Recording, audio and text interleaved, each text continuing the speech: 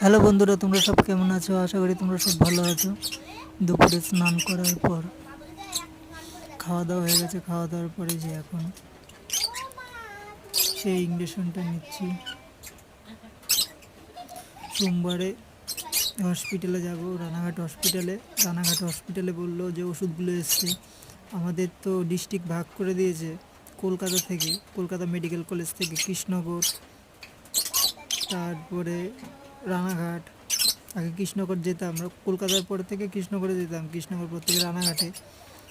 এগুলো খুব দামি ইঞ্জেকশন, তো এর জন্য রানাঘাটে এসছে।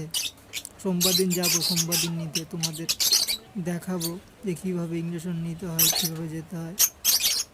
আমাদের এখান থেকে যেতে আধ ঘন্টা মতন সময় লাগে টোটোতে হসপিটাল যেতে। তোমাদের দেখাবো কী করে